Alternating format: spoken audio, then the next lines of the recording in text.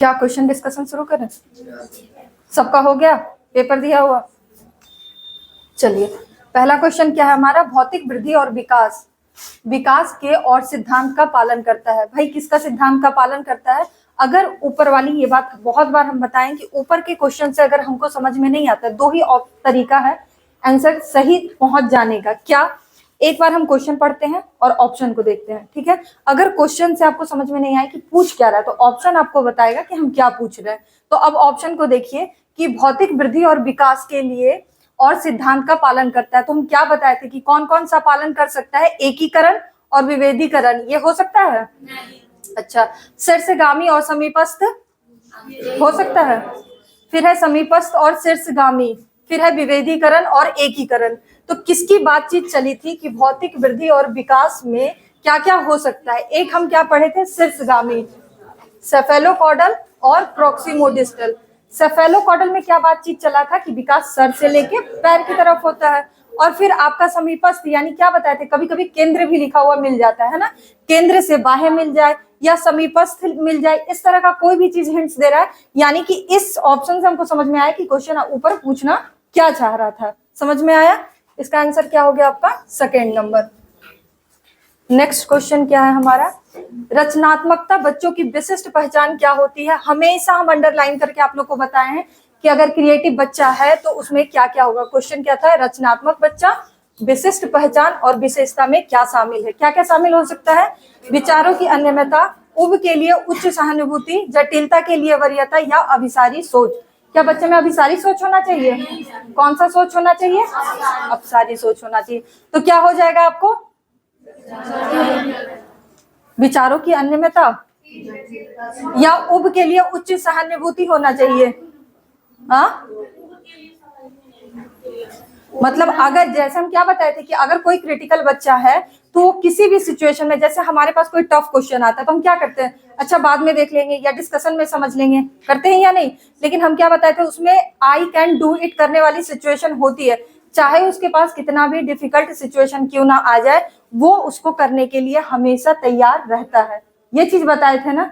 तो उब से क्या दिक्कत हो गया था किसी को?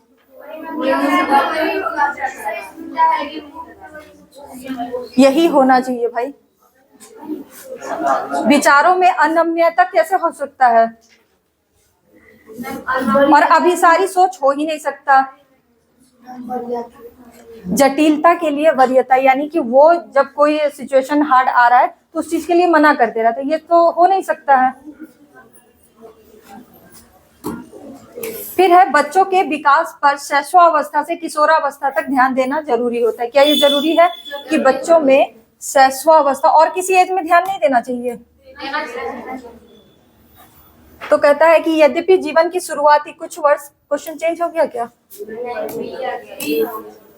बच्चे के विकास पर शैशवावस्था से किशोरावस्था तक ध्यान देना चाहिए। क्या ये बात जरूरी है? क्यों जरूरी है? कोई बता सकता है कि शैशवावस्था और किशोरावस्था तक ध्यान देना जरूरी है? ये क्यों लिखा गया? संवेदनशील काल होता है। अगर शैशवावस्था में बच्चे को 0 से 2 वर्ष में अगर अच्छे से ध्यान ना दिया जाए तो बच्चे के डिसेबल होने का चांस, अगर वो गिर जाएगा, मदर उनका ध्यान नहीं रखती है तो उस समय चांस होता है। और एक बार इस बात से किशोरावस्था पर हम आए थे कि ये फिर बहुत आंधी तूफान का एज माना जाता है, यहाँ पर बच्चा इधर उधर होने का चांस होता है। तो ये क्या है हमारे लिए? सही है? ठीक। यद्यपि जीवन के शुरुआती कुछ वर्ष विकास के लिए बहुत महत्वपूर्ण है, मानसिक नम्यता की दृष्टिकोण से पूरी बाल्यावस्था और किशोरावस्था संवेदनशील अवधि मानी जाती है। अच्छा, अब है कि ये और ये बात एक दूसरे को एक्सप्लेन कर रहा है या नहीं कर रहा है? क्योंकि बात ऊपर भी चल रहा है कि क्या करना चाहिए, बच्चों के विकास में शैशवावस्था और किशोरावस्था में ध्यान देना चाहिए। क्यों देना चाहिए भाई? क्योंकि वो जीवन जो होता है संवेदनशील काल माना जाता है ना। ये दोनों एक दूसरे का क्या कर रहा है? एक्सप्लेनेशन कर रहा है। अपना अपना आंसर भी मिलाते जाएंगे और कोई ऐसा नहीं करेगा कि यहाँ के आंसर से अपना सही करते जाए। प्रत्येक बच्चे के विकास की दर, और ये बात कल भी क्वेश्चन में आया था, बार बार घूम फिर के आपको आ रहा है कि प्रत्येक बच्चे के विकास की दर, दर क्या होता है भाई? दर अलग अलग होता है और स्टेज सेम होता है। तो गर्भधारण के समय निर्धारित हो जाती है और पर्यावरण में इसमें ज्यादा भूमिका नहीं निभाया जाता है। अनुवांशिकता और पर्यावरण के अंतर क्रिया के माध्यम से गतिशील तरीके से उभरती है, या अब अपने को एक अगर पॉजिटिव लगा तो रुक जाना है, काटना नहीं है उसको बस। फिर अगला क्या है, विकासात्मक प्रतिमान को परख कर सटीक भविष्यवाणी की जाती है। बताए थे कि सटीक भविष्यवाणी नहीं करना, भविष्यवाणी बिल्कुल नहीं की जा सकती क्योंकि यह अचानक तरीके से परिवर्तन होता है। तो अब क्या हो गया आपका आंसर?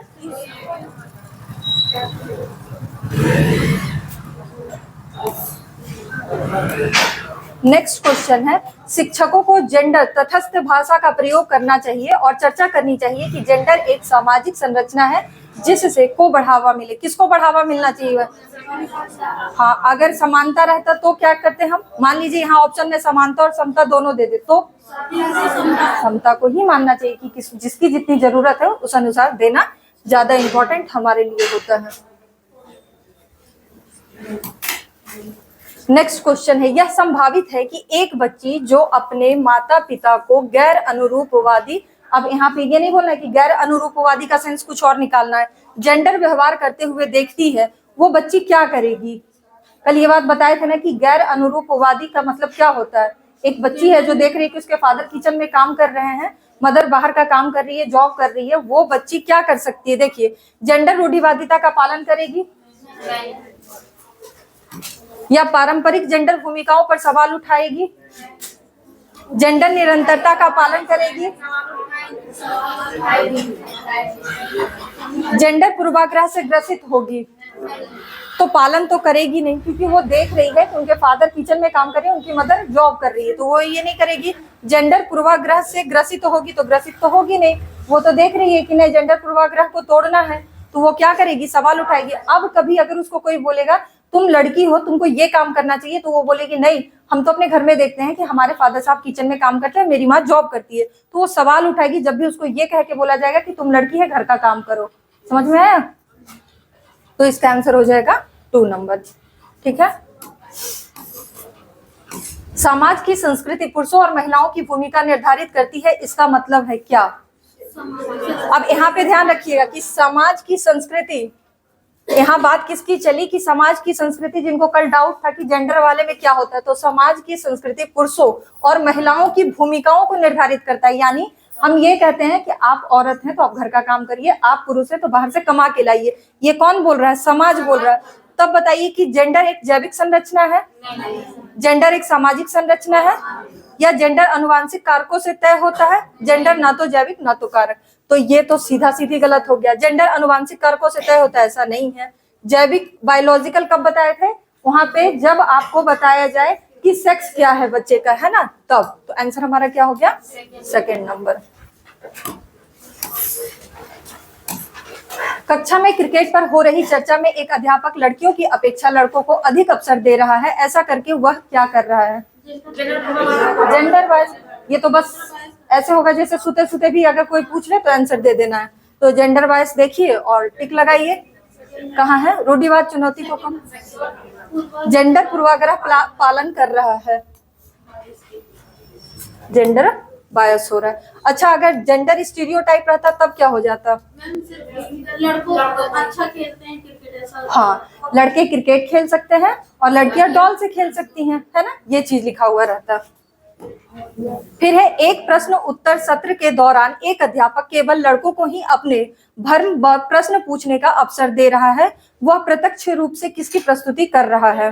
क्योंकि बात यहाँ क्या चला, लड़कों को ही अपने भर्म और प्रश्न पूछने के लिए, जो उसको डाउट है लड़का लोग को, हम उसी को अवसर दे रहे हैं, लड़कियों को दे ही नहीं रहे। तो क्या कर रहे हैं हम? जेंडर पक्षपात कर रहे हैं। नेक्स्ट क्वेश्चन है, लगभग किस उम्र के आसपास प्रायः बच्चे जेंडर भूमिका का प्रारंभिक समझ आ जाती है? ये सीधा सीधी लिखाया गया था, कहीं कोई डाउट नहीं है। क्या हो जाएगा? 4।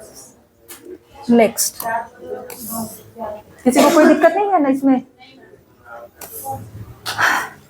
विद्यार्थियों में पनपी रूढ़िबद्ध धारणा को चुनौती देने के लिए क्या महत्वपूर्ण है? अगर किसी बच्चा में रूढ़िबद्ध धारणा है, वो अपने फैमिली में देख रहा है कि उनकी मदर घर का काम करती है और फादर ऐसा काम करती है, तो वो भी ऐसा ही काम करेगा। तो बोलता है कि धारणा को चुनौती देने के लिए क्या महत्वपूर्ण होना चाहिए? इस तरह के उदाहरण प्रस्तुत करना जो उस प्रकार के रूढ़िबद्ध धारणा को नकारते हो या इस प्रकार की रूढ़िगत धारणा को पोषित करने वाली पुस्तक तथा अन्य फिल्मों का प्रावधान करना। अगर आप कितना भी पुस्तक तथा फिल्म दिखा ले बच्चों को, कुछ भी असर नहीं होने वाला है। और ऐसे भी जितना भी हम मूवी देखते हैं या आप कहीं भी सीरियल देखते हैं, उसमें यही दिखाया जाता है कि औरतों के साथ ही शोषण हो रहा है। मर्दों के साथ जैसे ही शोषण दिखाया कि वो सीरियल बंद हो जाएगा, है ना, वो सीरियल चलेगा ही नहीं। औरतों को शोषित करते हुए दिखाना है, झाड़ू पोछा, कौन था गोपी बहू, लैपटॉप धोते हुए, तब उसको बूढ़ी महिलाएं इंटरेस्ट से देखेंगी, और नहीं तो सीरियल बंद करवा देंगी। प्रभावशाली समूह में आने वाले विद्यार्थियों के दृष्टिकोण को ही महत्व देना है। ऐसा करते हैं? नहीं करते हैं। फिर है विविधता और व्यक्तिगत विभिन्नताओं से संबंधित चर्चाओं से बचना चाहिए। भाई कोई भी चर्चा हो, चाहे वो आपके अगेंस्ट का ही क्यों ना हो, आप उस चर्चे में शामिल होइए, डिबेट करिए कि क्या उसका पक्ष है। जैसे अभी हम बोलते हैं कि आरक्षण की बात, तो आप आरक्षण पर, जिसको मिल रहा है आरक्षण उसके लिए सही है, जिसको नहीं मिल रहा है वो बोल रहा है खराब है। आप इस तरीके से मत देखिए, आप उस पर तर्क वितर्क करिए कि क्यों सही है क्यों गलत है ना। किसी चीज चर्चा को कभी नकारना नहीं है। तो क्या हो सकता है, इस तरह उदाहरण प्रस्तुत करना जो उस प्रकार के रूढ़िवाद। और इसका मतलब क्या होता है, उदाहरण का मतलब कि मान लीजिए कि हमेशा प्रोफेसर में जेंट्स ही आते हैं, तो हम कॉलेज या स्कूल में किसी लेडीज प्रोफेसर को लाए और बताए कि देखिए ये भी प्रोफेसर है और बहुत अच्छा पढ़ाती हैं, तो ये क्या हुआ, उदाहरण ही तो प्रस्तुत कर रहे हैं, इसका सेंस ये जाता है। तो आंसर आपका क्या हो गया, 1 नंबर। पुल्लिंग और स्त्रीलिंग होने से जुड़ी अपेक्षाओं को कहा जाता है और इन्हें सीखा जाता है। जेंडर भूमिकाएं बाल्यावस्था की सभी अवस्थाओं से लेकर वयस्कता तक, या जेंडर स्थिरता प्रारंभ में किशोरावस्था के दौरान, या जेंडर रूढ़िवादिता केवल मध्य बाल्य अवस्था के दौरान, या जेंडर पूर्वाग्रह मुख्य रूप से प्रारंभिक बाल्यावस्था के दौरान। बात क्या चली थी कि इन्हें सीखा जाता है। कब से कब तक सीखा जाता है, तो एक बार इधर वाला हम हमेशा बोले कि एक बार जब भी ये बनाइए तो इसको जरूर बांट लीजिए। जेंडर भूमिका होगा, या फिर जेंडर स्थिरता होगा, जेंडर रूढ़िवादिता होगा, जेंडर पूर्वाग्रह होगा। तो जेंडर भूमिका भी हो सकता है, जेंडर रूढ़िवादिता भी हो सकता है। अब इधर देखते हैं कि ये दोनों तो हम काट दिए, जेंडर पूर्वाग्रह भी हो सकता है और जेंडर भूमिका स्थिरता को काट देते हैं, ठीक। तो बाल्यावस्था की सभी अवस्थाओं से लेकर वयस्कता तक सीखते हैं, या फिर प्रारंभ में किशोरावस्था के दौरान सीखते हैं, सिर्फ किशोरावस्था में, या केवल मध्य या मुख्य रूप से प्रारंभिक बाल्यावस्था में। तो केवल नहीं, केवल मध्य नहीं, प्रारंभ से किशोरावस्था नहीं, बाल्य अवस्था के वयस्कता तक हम ये सीखते हैं। बचपन से ही हमको लड़की जन्म लेने पर डॉल गिफ्ट किया जाता है और लड़कों को कार गिफ्ट किया जाता है ना। तो ये चीज वहीं से शुरुआत हमारी हो जाती है। निम्नलिखित में से कौन सा कथन लिंग रूढ़िवादिता को दर्शाता है? लड़कियां लड़कों की तरह शैक्षिक क्षेत्र में सक्षम हैं, या लड़कियां हमेशा अच्छा व्यवहार करने वाली, कोमल और भावुक होती हैं। लड़के और लड़कियां दोनों खेलों में अच्छा करने में सक्षमता है। लड़कियां लड़कों की तरह शिक्षा और परिवार दोनों को संभाल सकती हैं। अगर ऐसा हो जाए कि लड़कियां लड़कों की तरह भी परिवार को संभाल सकती हैं, शिक्षा और परिवार को, तब तो क्या हो जाएगा, इक्वलिटी, समानता दिया जाएगा, इक्विटी नहीं इक्वलिटी। ऐसा किया नहीं जा रहा है तो भाई काट लेते हैं, रूढ़िवाद नहीं दिखा रहा है।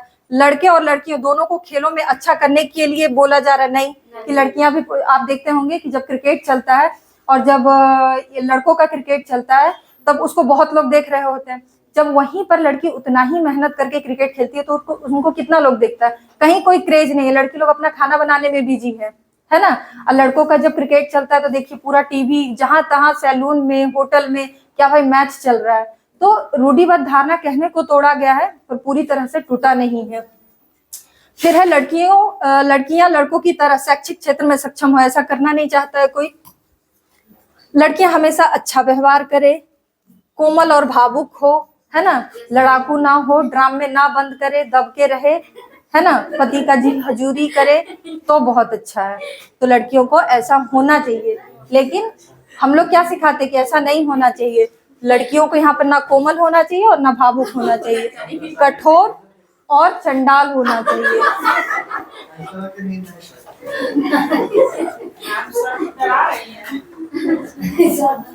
देखिए हम क्या डराएंगे, कोई ना कोई भगवान से मांगा होगा कि भाई बहुत हो गया ये अन्याय, कि खबर आता था कि लड़कियां सुसाइड कर ली, मर गई, बहुत बार बोला जाता है कि भाई बहू बहुत खराब होती है, सास का जीना हराम कर देती है, ऐसा होता है ना।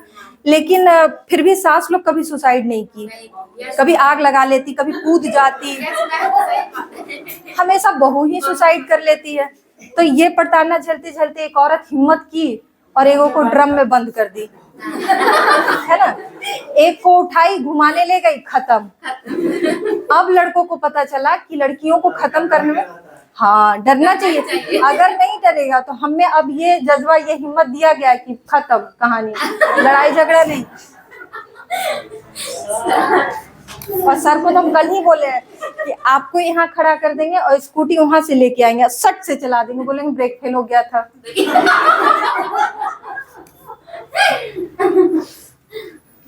लड़के हमेशा यंत्र विज्ञान और अच्छे होते हैं और लड़कियां कढ़ाई करने में, यह कथन क्या दर्शाता है? इतना दुख दिया। जेंडर चैप्टर में हम बहुत इंपॉर्टेंट मानते हैं, आपको रियल लाइफ से जोड़ देता है कि कहता है कि यंत्र विज्ञान में अच्छे होते हैं। अरे ऐसा भी तो है, मोची है, समोसा बनाने वाला है, वो भी तो लड़का ही है, उसको कोई नहीं देख रहा है। उसके बाद लड़कियां कढ़ाई करेंगी, सिलाई करेंगी। जब आपका शादी हो रहा हो तो सास ससुर या कोई रिलेटिव आके पूछते हैं गाना गा के सुनाओ, थोड़ा चल के दिखाओ, है ना, ऐसा होता है ना। और पढ़ा लिखा है तो क्वेश्चन जीएस का पूछ पूछ के तंग करेगा, है ना, तो बाद में आप बदला लीजिए उससे। तो ये क्या है भाई? जेंडर रूढ़िवादिता कि पुराने जमाने से चलते आ रहा है कि लड़के इस चीज में अच्छे होंगे, जितना भी मुश्किल काम है वो लड़का को दे दो, और जितना कोमल कोमल वाला काम है, हालांकि लड़कियों को ही हार्ड काम दिया जाता है। कढ़ाई धो के देखें कभी, वो जो बहुत गंदा हो जाता है, कितना टफ काम है वो।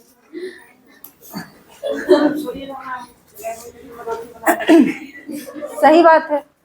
दुख अगर देखिए बहुत जगह वृद्धाश्रम खुला, अगर हमको थोड़ा पैसा हो गया, मतलब मान लीजिए कि अब लास्ट तक नहीं हुआ तो हम डकैती करेंगे अपने ही घर में भाई, दूसरे के घर में नहीं।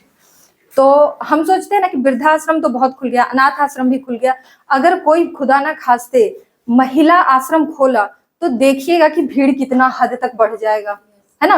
बहु आश्रम कहिए, बेटी आश्रम कहिए, जो बहु बेटी आश्रम, सबसे अच्छा नाम यही, तो हम यही खोलेंगे, बहु बेटी आश्रम।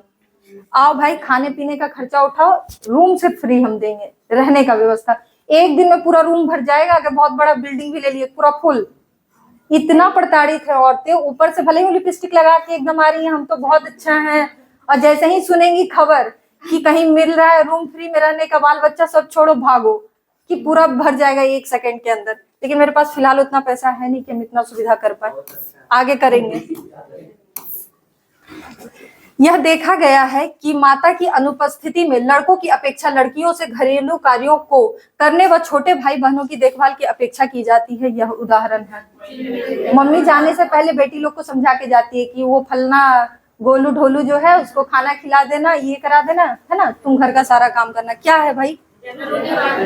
रूढ़िवादिता है, जो भी बात पुरानी परंपरा से जुड़ी हुई है। और जेंडर का सबसे अच्छा बात हम क्या बताए थे? जेंडर छोटा सा टॉपिक है, 3-4 बातों को एकदम अच्छे से याद रख लीजिए, जेंडर खत्म हो जाता है। लेकिन जेंडर से आपको देख लीजिए ईवीएस, एसएसटी, हर क्षेत्र में क्वेश्चन पूछा जाएगा, चाहे आपका मैथ ही क्यों ना रहे, जरूर इससे एक क्वेश्चन आता है।